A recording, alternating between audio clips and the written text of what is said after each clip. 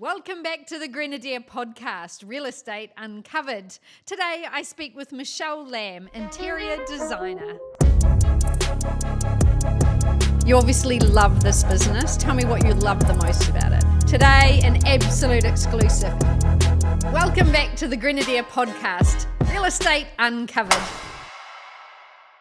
Michelle, can you introduce yourself to us? Sure. So my name is Michelle Lamb, and I am an interior designer / architect / whatever, everything interior basically. One-stop shop, I think you'd like to call it. Yep. So I got a degree in architecture, but always knew that I wanted to go down the interior path. So I started off at a studio, and then 3.5 years ago when I had my first child, I jumped ship and got a wee tap on the shoulder and said, why don't you just do it for yourself? So I did. Very good advice. And so here I am a few years later, and I've got 2 kids now and just doing the typical full-time work mum juggle at the moment. Amazing. That's so exciting. Yeah. Can you tell us what you see as sort of the top trends for 2025 as we get underway with the year? Okay, well, as like most designers will say, I don't like trends, don't No. like to follow trends. But I actually like what I'm seeing at the moment. Awesome. So I think following on from last year, have you heard the words like Japandi and wabi-sabi, those sorts of, sort of like Japanese inspired interiors. Okay. So I think a lot of what we get in interiors trickles down from fashion. So like, the old money vibe with the fashion that's in, beige on beige on beige. So we're getting a lot of that. Okay. So beige and creams and taupes and that sort of thing, like really natural, textural, that kind of thing. So that's really nice. But we are getting bold colour as well, but not, like your 90s feature wall. It's like drenching whole rooms. Right. So, if you're choosing a colour and you just go with it, so all the walls, panelling, ceilings, trims, the works, and just like really, really lean into it. So we are definitely still seeing colour. And then I think the minimalism thing's kind of gone. People like lived in spaces, places that aren't too like overly curated, I guess. Yes. A little bit of mess and a mix of styles. Good. Yeah. So I'm liking it. It's cool. I'm liking it too. Yeah. Like I like the concept of minimalist, but then it feels sterile, right? Yeah, so yeah. I kind of like the layered, Totally. throw a cover here, blanket there, a cushion there. Yeah, yeah. And I mean, in real estate as well, you still want to, like, obviously they're always like styled to perfection and they look lovely, but you want to walk in and feel like it's a home. How do you balance functionality with the aesthetics in design? Well, function always needs to come first, I guess, and then you kind of add the pretty as you go. Yes. With kitchens in particular, I guess a lot of the functional aesthetics come from being able to integrate appliances, things like that. Makes it a little bit more high-end and more furniture-like if you can put things behind cabinetry. Yes. It's a bit more polished kind of look. Yeah, and it feels like it doesn't feel like you're in amongst a whole bunch of appliances. It feels more like a furniture setting. Yes. And then I guess up until about 10 years ago, your choices for bench tops were either natural stone or engineered stone, and it was just pretty basic, whereas now there's just incredible options, and you can do all sorts and curves and, big, thick miters, and they're all kind of more bulletproof, so you can do a lot more with them than you could. Brilliant. So that's definitely been probably the best thing to come out of the last few years of design, I think. Yeah. Yeah. I find it interesting that you're a trained architect but in interior design, because often, as sales consultants, we go and see that often homes that are more functional, the architects sometimes don't think about simple things that you actually need to work for a family or, so I love that you've got that sort of... That background. Yeah, Yeah, totally. Because I remember sort of when I was studying, just thinking about things like, it's easy to be like, okay, look, this building overlooks the ocean and we've got this and this, and it's like, okay, how are you going to hang curtains and where are you going to put your light switches and all of that stuff that's that what we think the of. practicalities of... Yeah. Oh, that's Totally. Fantastic. What are some current trends that you're incorporating into your projects? We might call the trend something else if we're not following trends, but that add significant value to a property. Well, I think good natural materials, good quality is always going to be in style, I guess, and add value. So, if you've got natural stones, wool carpet, metals, like things that are just always going to sort of stand the test of time. At the moment, I guess it's quite trendy to do different wall coverings. So, you know, it sort of elevates a little bit more if it's not just painted jib walls. You know, you've got plaster finishes or wall paneling and that sort of thing. Yes. Doing a little bit more with ceilings rather than just normal painted ceilings. It could be battened or different ceiling planes, that sort of thing. I'm seeing a lot of loop carpet again. Yeah. That we had in the 80s maybe. Totally. Oh, I'd say 95% of what I do is loop wall carpets. Really? Yeah, and for they sure. do have a beautiful feel to them. Yeah. And there's just something about natural fibres that Yes. just, Yeah. definitely. Are there any emerging trends that you think homeowners should be aware of when they're renovating or new builds? I'm very much like a do what you want. Like don't worry too much about what other people think. Yeah. There are some trends at the moment which are really, really fun, but I guess you've just got to kind of be really sure that you want to commit to it.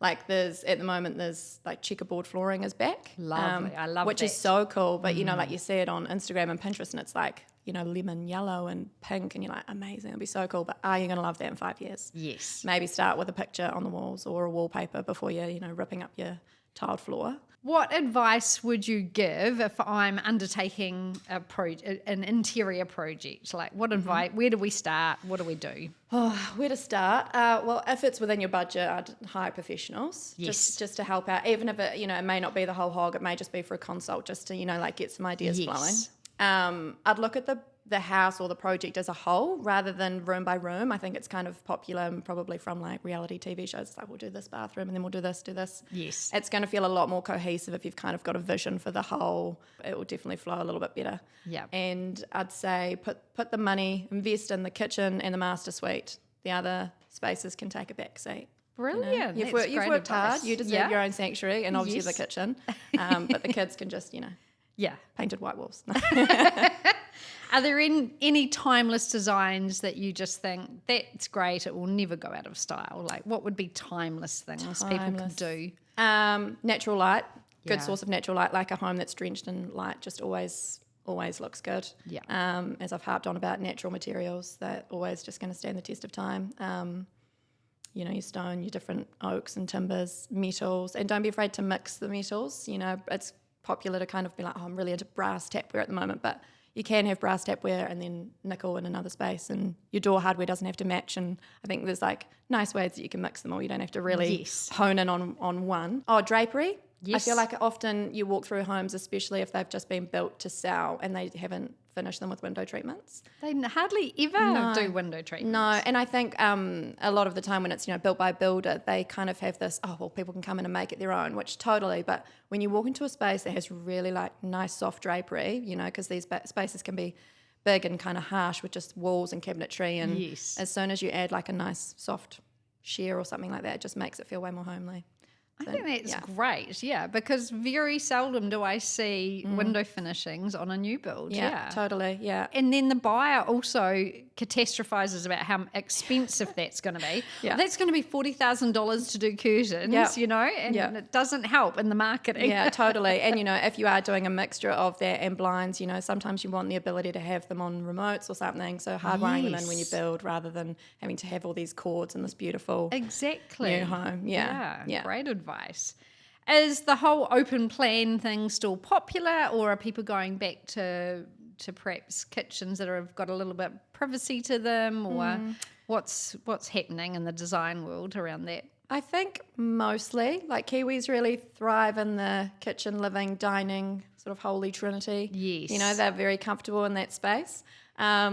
I am sort of seeing more like little nooks and things. So it may be that we have a kitchen, but we have like a little nook off to the side for like a breakfast booth sort of situation. But also I think like post-COVID, people are just making their homes like have everything, have Yes. their sanctuaries. You know, like you used to sometimes get plans through like with a gym room and you're like, oh, you know, fancy. But now it's like gym, sauna, golf simulator room, craft room, sewing room. And you're like, Movie "Jeepers, room." okay, yeah, these people love being at home. Over the last few years, I've definitely noticed a lot more use of hard flooring. You know, the oak or I think polished concrete's been around for a long time, but yeah, a lot of that. Yeah. Is that something that you're still seeing will happen into the future? Yeah, totally. Yeah. Yeah. I'm building at the moment, and I mean, I've got a 9-month-old that just is throwing absolutely everything onto the floor, and I'm currently living with my poor mother-in-law and she's got carpet everywhere, and she's already said she's going to replace the carpet when we leave. It's like 10 years old, so it already kind of did, but it was definitely us that finished it off for her. But yeah, we're moving into hard flooring, and I can't wait for that. Just that sort of ease. And then people, using area rugs, but then you're kind of paying for 2 flooring treatments coverings, sometimes. But it's still carpeting bedrooms. How can buyers spot a home with great design potential, even if it's not immediately obvious? It's probably quite a What are the things they should look for? quite an often used phrase. Something with good bones. Yes. Something with a good layout. Even if you don't have the budget to completely rip everything apart, you can still reface cabinetry and things like that in the kitchen if it's in a good position. Yes. Natural light. Harp on about natural light all the time because you can't go wrong. How do people sort of personalise their homes but without over-capitalising? I think it has to be a pretty niche idea to over-capitalise. I think if you want to do something, most likely other people would see the value in that too. Yes. So unless it's completely bonkers, I reckon just go for it. Yes. But as I said, if budget is an issue, maybe it is just not needing to rip out the kitchen and start again. It could just be freshening up the cupboard fronts or even the hardware. Bench tops for sure. If you've got a 10, 20-year-old bench top that you can mix that up now. Different light fittings, there's all sorts of things that you can do that aren't gonna break the bank too much. So you can just make little changes. Yes. Yeah, and make it luxurious. Yeah, exactly. Jazz it up. Are there any trends currently that people are getting really super overhyped about, but you think really won't add value to the end project? I'd say one trend that I tend to stick away from is feature walls and feature tiles and things like that. I don't think you need, once you've found a nice tile, you don't need to find a Subway tile to go with it. You can just use the one tile, it's fine. Different format of it even could, add some interest. Or I'm not really a huge fan of fully tiled bathrooms anyway. I quite like when there's different, a little bit of a break from it being so hard everywhere. And I'd say a walk-in pantry and scullery. In lots of situations, they're absolutely necessary. And, these big houses that we see, it totally makes sense. I've put one in my house even. I do get it. But I think lots of people sometimes go, but it doesn't have a walk-in pantry. And sometimes a walk-in pantry is literally just this little tiny U that doesn't have heaps of usable space anyway. You kind of lose the corners and people really are drastically trying to get one when I think there's lots of cool, innovative ways you can do your kitchen now and, use pocket doors, for instance, where you can still shut everything away, but it still be part of your kitchen, still look like furniture. So there's different ways you can use the space and you don't need to be absolutely hell-bent on having a scullery. Controversial for a kitchen designer, but I just don't think they're the be-all and end-all. I'm so all the pleased time. to hear that because I don't have one and I'm like, am I missing out here? No, absolutely not. No. They're nice to have, but if it's not going to work for that particular house, then there's other things you can do for sure. Yeah. Or just have a nice big kitchen. Yeah, exactly. Have it all out. I do like an area to shut things away. We are not tidy cooks. So with entertaining and stuff, it will be handy to just be able to chuck everything around the back. But there are other ways to do that. Absolutely. Or you just learn to be tidy. But that's a stretch for us. We're not tidy people. What's the most unique design feature that you've incorporated into a home, do you think?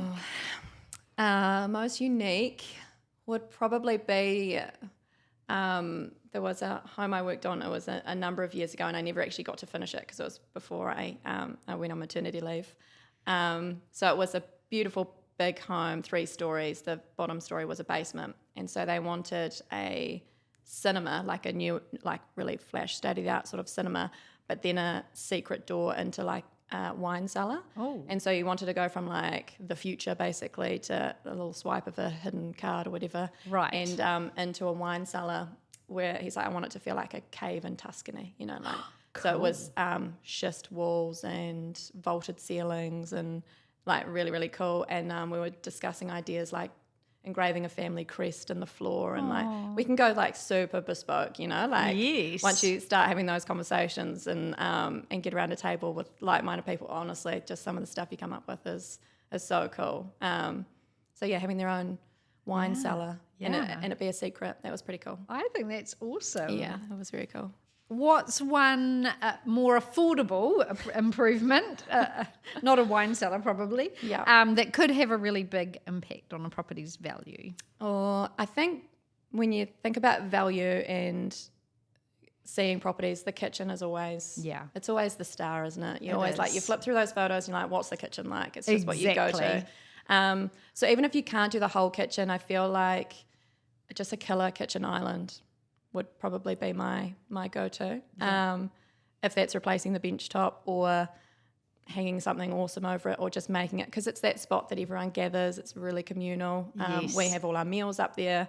It's just naturally where everyone goes. So I think that's what I'd be jazzing that area up for sure.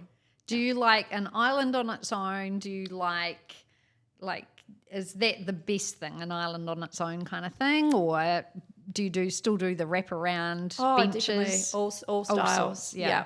I think because we sort of lean more towards the open plan, island is still very much in vogue, but it's definitely a personal preference if people want a sink on the island or if they want like cooking and the sink on the back wall so that the island can just be like a piece of furniture and you can just make it amazing. I have loved this conversation. Yeah, me Thank too. you, Michelle, so much. It's been great getting to hear from you, and thanks for your time. Thank you. Thank you so much for tuning into the Grenadier podcast. We hope you've enjoyed the show. Please give us 5 stars. We'd really appreciate it.